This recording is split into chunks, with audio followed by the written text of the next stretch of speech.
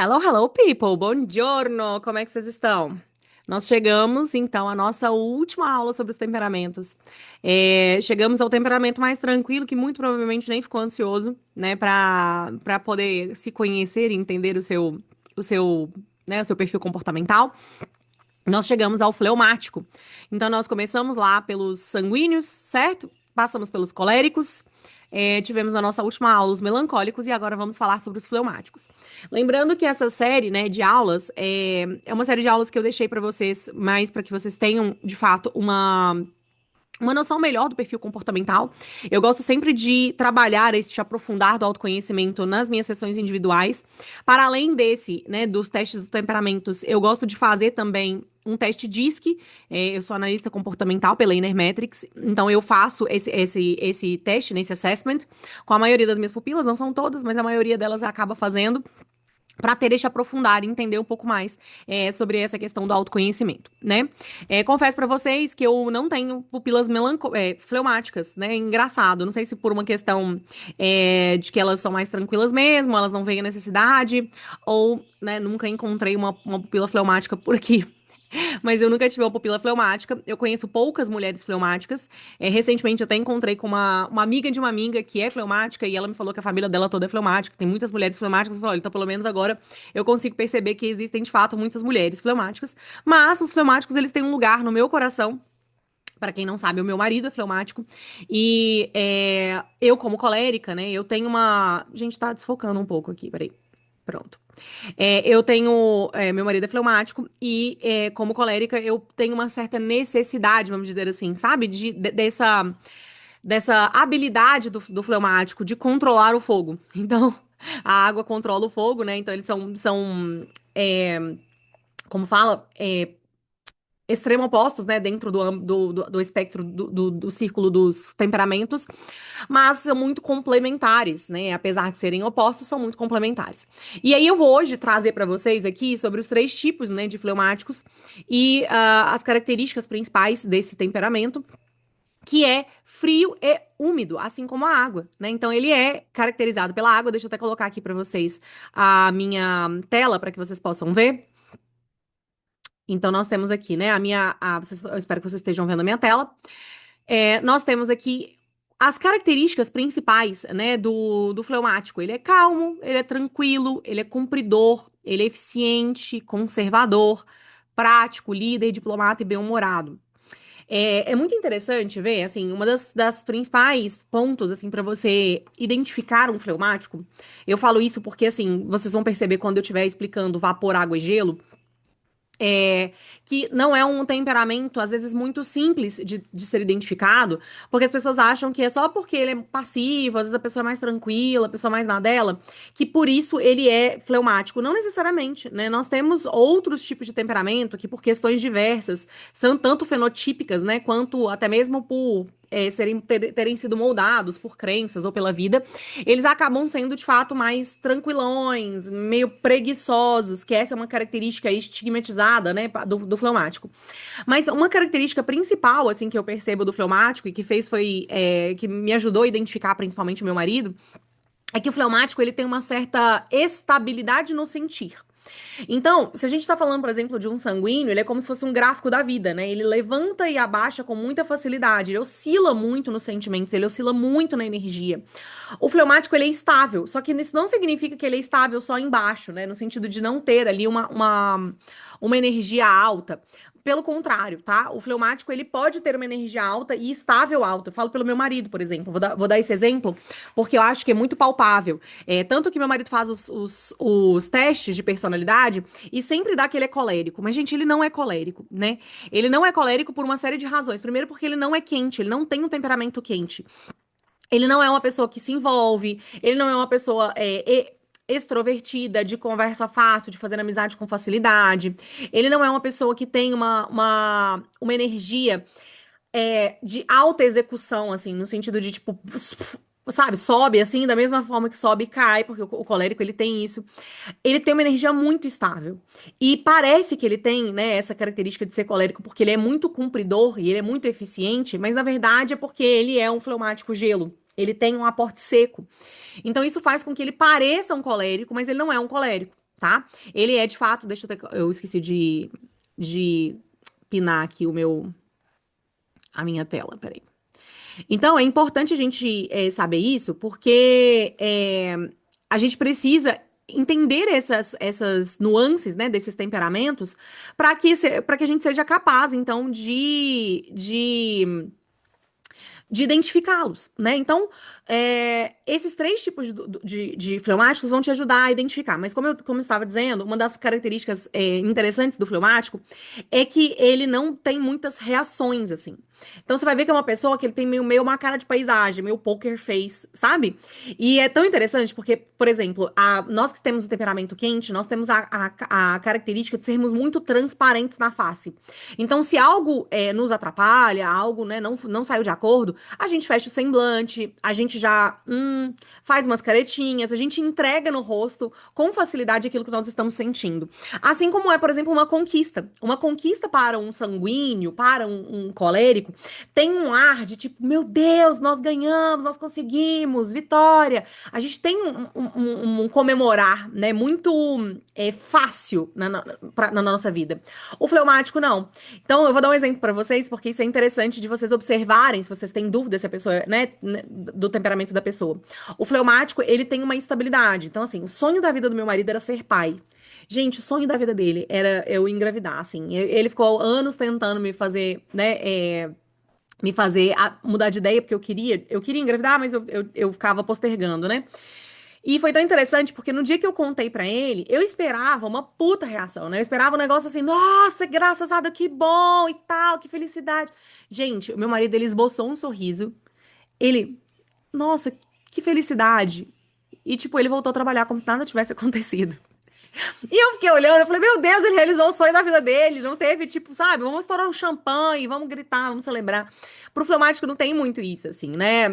Ele comemora e volta à vida normal, assim, tranquilo, sereno, sabe, assim, fácil de voltar para a estabilidade natural dele.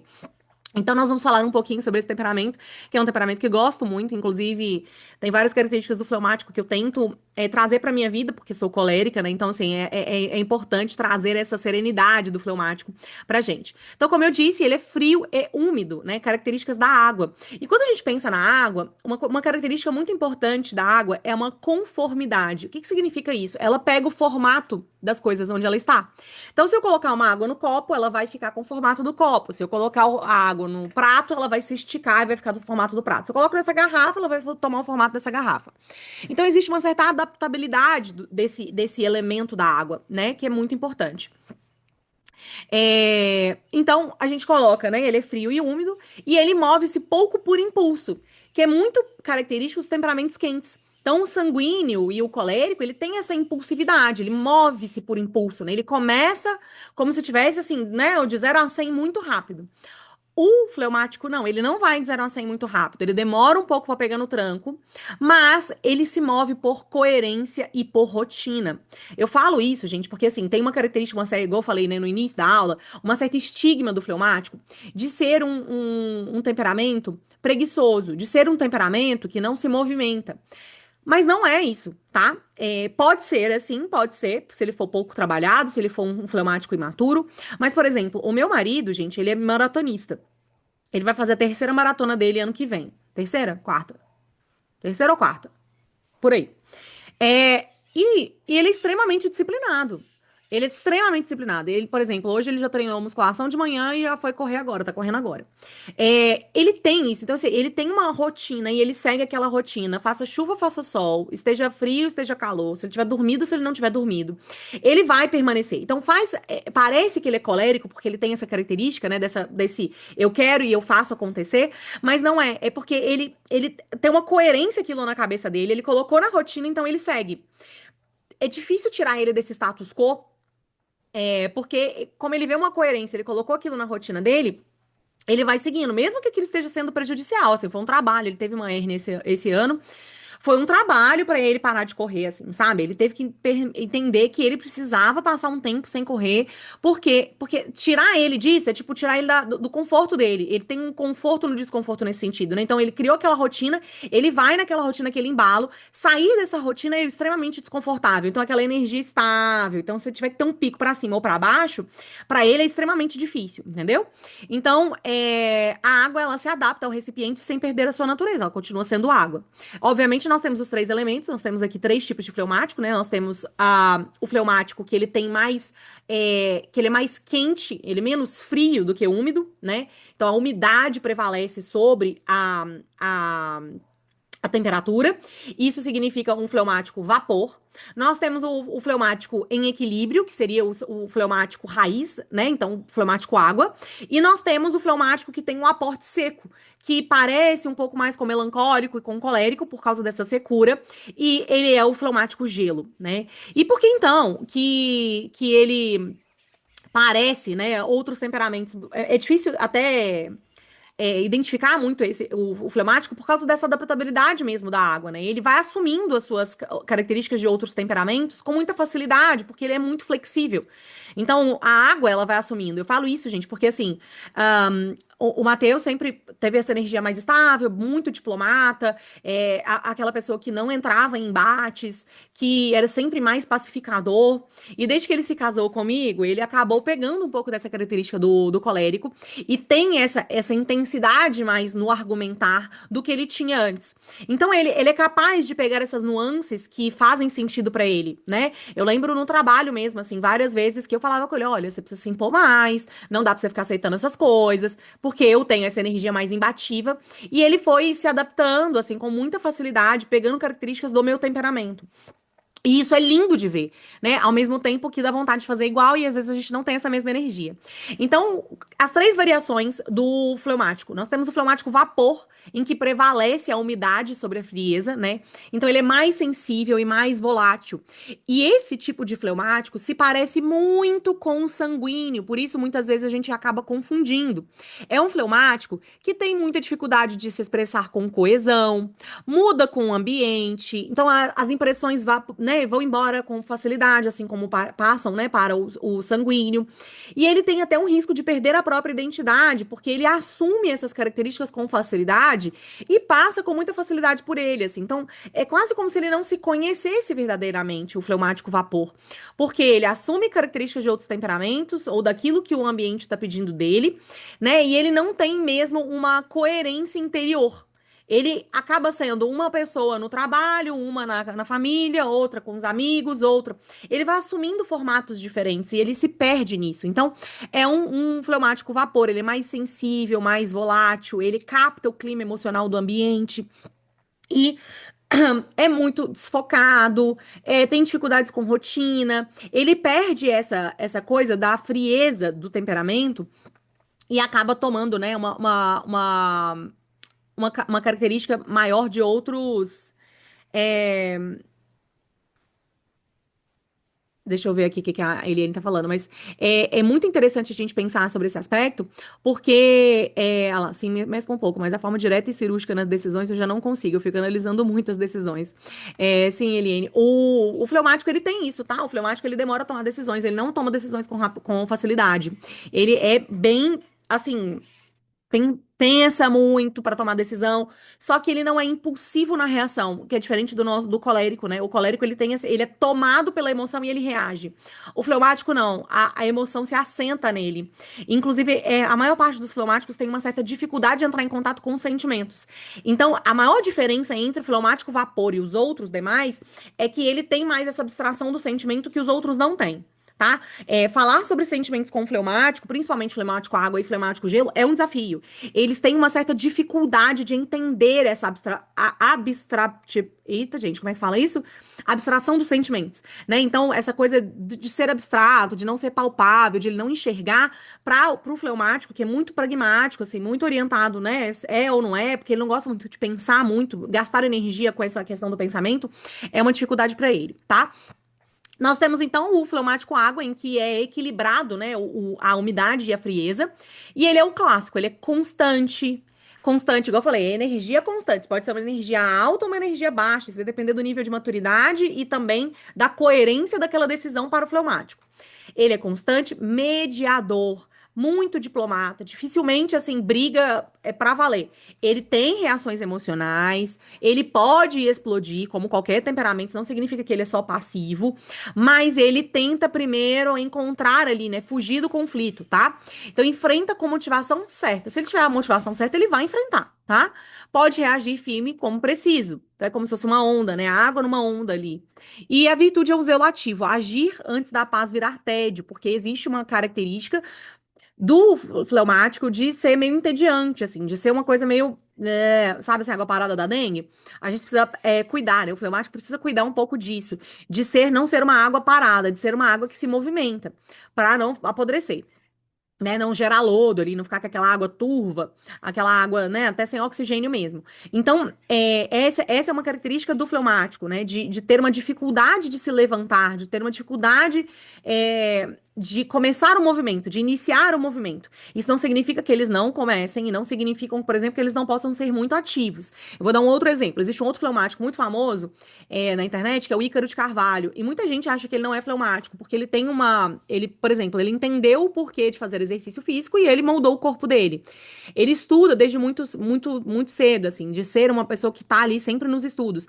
E a sensação que a gente tem quando as pessoas falam do fleumático é que é uma pessoa meio largada, meio tipo, ai, é preguiçosa, não quer fazer nada. E não é isso, tá? Não é isso. Longe de ser isso. O fleumático, ele tem ele carrega características do ambiente, ele tem essa questão da demora de pegar no tranco, de às vezes ter uma dificuldade de entender o porquê fazer as coisas. Mas a partir do momento que ele tem uma coerência, que ele coloca aquilo na rotina, ele faz. Extremamente eficiente, inclusive, nisso, tá?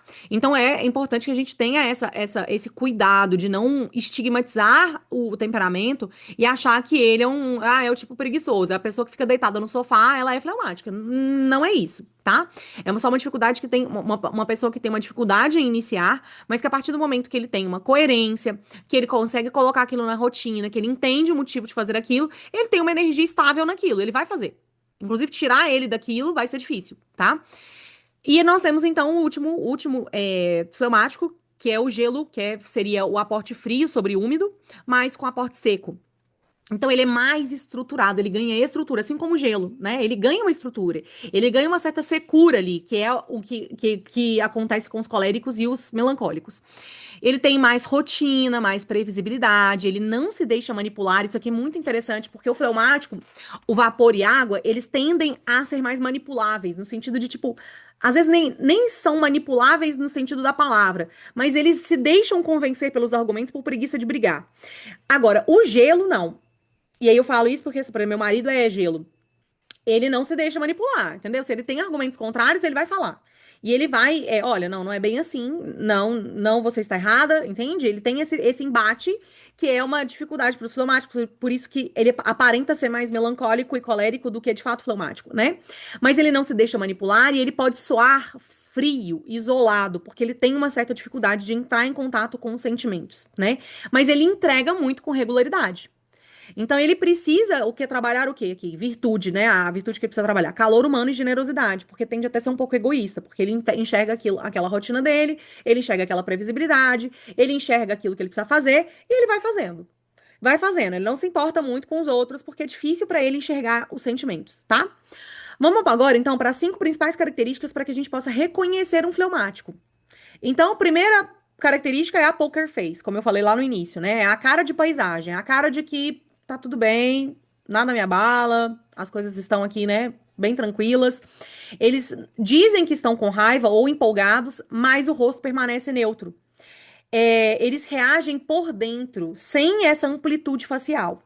E isso é tão interessante porque é muito real, assim. Meu marido com raiva e ele normal, assim, ele muito feliz, a cara é a mesma. Eu falo que é como se ele tivesse feito botox, sabe? Assim, aquele botocão e fica com a mesma cara de paisagem. É a cara do fleumático, assim. Não tem muitas reações emocionais, principalmente externas. É difícil externalizar, né? E ele precisa, né, aqui uma questão importante para quem é fleumático, principalmente as mulheres, né, que tem esse sentimento um pouco mais presente do que os homens, para cuidar para nomear as emoções, né, na conversa, para que você consiga identificar. Porque como é difícil para o fleumático identificar o que está sentindo, eu falo, por exemplo, conversas com meu marido mesmo. Ah, moço, tá ansioso. Às vezes eu percebo que ele tá um pouco mais agitado, ou com alguma questão de trabalho, de demanda mesmo. Às vezes acorda de madrugada, não volta a dormir, vai para outro quarto, né, assim, para não me atrapalhar. E eu percebo ali uma ansiedade. Mas se eu pergunto pra ele se tá ansioso, ele não. Parece que ele não sabe muito bem o que é ansiedade, né? Ele não teve muito contato com esse sentimento, porque é um sentimento mais difícil pro fleumático mesmo. Mas ele não consegue nomear muito bem porque é difícil entrar em contato com ela, tá? Segundo, ele tem uma relação especial com comida, né? Então, assim, ele é mais caseiro, ele acolhe e se deixa acolher por refeições simples e boas. Então, a comida, ela vira um vetor de vínculo e conforto. E é tão interessante nisso, porque fleumáticos têm uma característica de não experimentar muito com a comida, porque ele já conhece aquilo que funciona pra ele. E ele vai naquela comida porque ele sabe que é certeiro, não vai oscilar muito, né? Ai, vai que eu não gosto, vai que não tá legal hoje. Então ele sempre vai naquilo que ele conhece. Meu marido, por exemplo, é filé com fritas, né, carne com batata. Carne com batata, ele tá bem servido, café da manhã, almoço e janta, se for pra comer só isso, ele come, entendeu? Macarrão bolonhesa, que é um negócio meio simples, que é difícil de errar. Fleumático tem essa característica, assim, de escolher isso. Ele dificilmente vai escolher o prato mais diferente do cardápio, ou vai experimentar, porque a comida pra ele é um sinônimo de conforto e é um vínculo, assim, que ele tem com aquilo, né? De trazer pra ele aquela meio rotina, aquela previsibilidade. Terceiro, dorme como uma pedra, né? Ele tem uma tranquilidade de base. Meu marido, ele deita, ele dorme. Mesmo que ele esteja ansioso, difícil o dia que ele não consegue pegar no sono. Às vezes acorda, né, com uma certa ansiedade e tudo. Mas ele tem prazer em atividades calmas, em ficar, né, tranquilo. Mas tem que tomar cuidado para que isso não vire um problema para o fleumático, que já tem essa tendência a, desculpa, a estabilidade, né, para não cair numa comodidade aqui como uma característica. Outra coisa, nada é urgente para o fleumático. Nada é urgente. Não, deixa pra fazer, não, deixa. Aí quando você vai ver, tem coisa lá 3, 4, 5, 10 meses pra poder fazer, entendeu? Assim, olha, amor, tem que fazer tal coisa. Ah, até que levanta, até que toma um impulso pra fazer, meu filho, olha, vai, viu? Vai demorando, vai demorar. Então, tem essa questão de, né, uma tendência a postergar.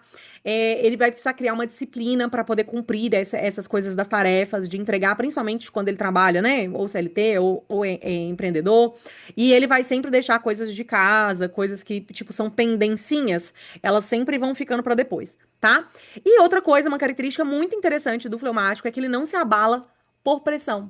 E é muito interessante ver isso, assim, meu marido, ele tá com duas funções acumuladas no trabalho e você percebe que, assim, para ele, a energia permanece a mesma, a pressão tá lá e ele performa. Ele não se abala, sabe? Assim, obviamente, às vezes tem uma ansiedade ou outra, mas você não percebe que a pessoa fica. Sabe, o colérico, quando ele tá com sob pressão, ele começa a correr, ele vai entregar, ele vai mexer, você percebe aquele movimento no colérico. A mesma coisa pro sanguíneo. O melancólico, ele sente uma ansiedade, você parece que tá com nó na garganta, ele fica extremamente acuado sob pressão. E o fleumático não, assim, quase uma certa indiferença, sabe, que ele tem com relação a isso. Então ele separa o que é da sua responsabilidade, o que não é, e lida super bem com isso. Então, fleumáticos lidam muito bem sob pressão. Uma outra característica, né, as duas últimas aqui, é a paciência didática. Então, ele raramente demonstra impaciência ao ensinar. Ele consegue falar passo a passo, com calma, né? Então ele tem essa tranquilidade no falar, sem, né, se tornar impaciente, sem, tipo, oh, pelo amor de Deus, não é pra você ser burro, né? Colérico tem essa característica, já, né, perde um pouco a paciência ali. O fleumático tem essa tranquilidade, uma paciência bem didática mesmo na hora de ensinar, e ele foge de intrigas e tretas, como, né, o diabo foge da cruz. Por quê? Porque ele preza a harmonia. Então, se ele percebe que a briga tá havendo, ele tem a tendência a se retirar. Então, ele foge muito de confrontos e tem que tomar um certo cuidado para não fugir de confrontos necessários, de embates que são necessários, tá? Quais são os dons, então, do fleumático? Dom da serenidade, extremamente sereno, tranquilo, né? O dom da previsibilidade, ele é muito previsível. Você consegue identificar com facilidade ali, né, o que tá errado com o fleumático, porque ele tem uma previsibilidade, tanto de rotina, quanto de emoções, quanto de reações. Então, isso é muito tranquilo também para ele. E lealdade. Os fleumáticos são extremamente leais. Por quê? Até porque trair isso eu não tô falando nem só no casamento, tá? Mas eu falo assim, traição para o fleumático é sinônimo de trabalho, né? Então, assim, ele não quer ter esse trabalho. Mediação e constância. Extremamente constante, extremamente diplomata, consegue conversar com diferentes pessoas e mediar conflitos com muita facilidade. Por isso, eles costumam ser ótimos líderes, né, na empresa. E quais são os riscos? Omissão, porque finge que não tá vendo, para não ter o trabalho de ter que brigar. Procrastinação, então empurra as coisas com a barriga, porque nada é urgente. Zona de conforto, até mesmo de criar uma zona de conforto, e até mesmo que pareça desconfortável a outros olhos, tá? Eu falo, por exemplo, assim, os treinos do meu marido são extremamente intensos. Sair dessa zona de conforto de treinos intensos pra ele é extremamente difícil, tá? Então, mesmo que você esteja vendo, às vezes um fleumático tá lá, né, numa rotina insana. Pra ele, às vezes, é difícil sair daquela rotina insana, porque ele tá muito acostumado com aquilo. Então, assim, sair daquilo, né, parar de fazer algo é doloroso pra ele, né? Então, é importante a gente entender isso. E frieza afetiva, assim parece que não se importa, sabe? Conversar com o fleumático, principalmente, por exemplo, melancólicos conversarem com fleumáticos, às vezes é uma dificuldade, porque ele é passivo, assim, nessa questão do sentimento, ele não entra em contato com isso, e o melancólico tá lá sofrendo, né, ali, né, com profundidade, o fleumático do tipo, ai, tá bom, sabe? Assim, ele não liga muito, então cai nesse risco da frieza afetiva. A frase, né, que eu posso trazer aqui para as minhas queridas fleumáticas é: quando a paz se acomoda, vira paralisia. Quando a caridade move, vira virtude. Então precisa colocar um pouco mais de amor, um pouco mais, né, dessa caridade, que é a virtude que anula o egoísmo. O fleumático, ele tem um certo egoísmo natural dele, de pensar sobre como a vida dele tem que ser. E ele toca o barco dentro dessa estética, vamos dizer assim, sabe? Quais são as virtudes alvos, então, para nossos queridos fleumáticos? Primeiro é o zelo, né? Então, assim, criar o hábito da iniciativa, que é uma dificuldade para o fleumático. Então, mesmo que ninguém tenha pedido, eu vou lá e vou fazer. Criar esse hábito. Então, por exemplo, uma vez na semana eu vou fazer algo que ninguém pediu, mas que eu sei que é necessário. Segundo, a fortaleza. Primeiro, mais difícil, todos os dias, para que ele não caia nessa questão da zona do conforto.